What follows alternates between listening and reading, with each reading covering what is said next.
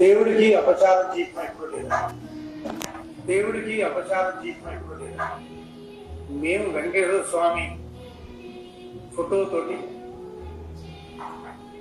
సభలో స్వామి తెలుగుదేశం పార్టీ వాళ్ళకి బుద్ధి చెప్పండి, వాళ్ళ బుద్ధి మార్చండి, మీ పేరు చెప్పుకునే రాజకీయాలు పట్టుకుంటున్నారు, రాజకీయ లబ్ధి కోసం పాపులాడుతున్నారు, వాళ్ళకి బుద్ధి చెప్పండి అని చెప్పి సాక్షాత్ వెంకటేశ్వర స్వామిని మేము కోరుకున్నాం.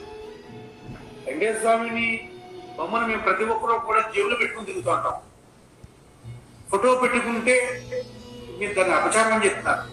మరి ఇదే చంద్రబాబు నాయుడు ఈ సాక్షాత్తు శాసనసభ శాసన మండలి శంకుస్థాపన రోజున అదే వెంకటేశ్వర స్వామి బొమ్మ పెట్టుకొని దానికి దండేసి బూట్లు వేసుకొని నడిచిన చంద్రబాబు నాయుడు అపచారం చేసేదా?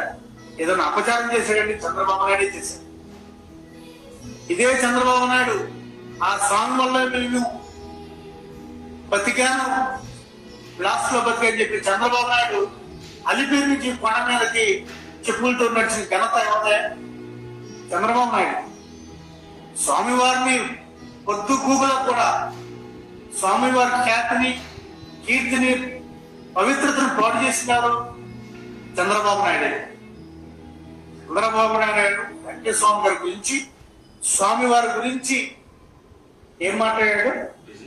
గుడ్డు గోవు కలిసింది, పంది గోవు కలిసింది, చేప ఇది కలిసింది, చేప గోవు కలిసింది అనరాని మాటలు స్వామివారిని అన్నాడే. ఎవరు అపచారం చేసింది? పైగా వీళ్ళ అదే వెంకటేశ్వర స్వామి దగ్గరికి వెళ్ళి మళ్ళీ ఈరోజు పూజలు చేస్తున్నారు. ఆ నిజంగా స్వామివారు వీళ్ళకి ముట్టికేలు అయ్యారు. ఎవరైతే వెంకటేశ్వర స్వామి ఈరోజు గుడికి వెళ్తున్నారో వాళ్ళకి ముట్టికేలు అయ్యారు.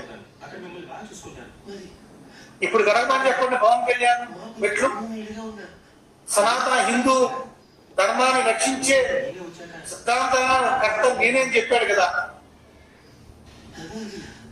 ఇదే కల్తీ నెయ్యి గురించి ఊగిపోయాడు కదా. ఇప్పుడు గడపమని చెప్పండి.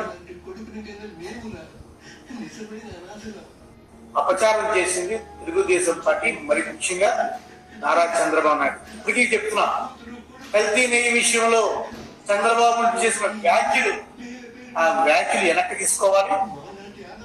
మొత్తం ప్రపంచ జాతికి, స్వామివారి భక్తులకి, ఆ కలియుగ దేవుడికి క్షమాపణ చెప్పాలి చంద్రబాబు నాయుడు. రెండోది, ఈరోజు వాళ్ళు చెప్తాను ఏదో ఏకసభ్య కమిషన్ వేస్తున్నారు చెప్తున్నారు. ఏకసభ్య కమిషన్ చైర్మన్ గా చంద్రబాబు నాయుడు అనుకున్నాడు. అసలు హెరిటేజ్ ఇందాపూర్ లింక్ మీద ఆ సిబిఐ దర్యాప్తు కూడా చేయాలనుకో. దేవుడికి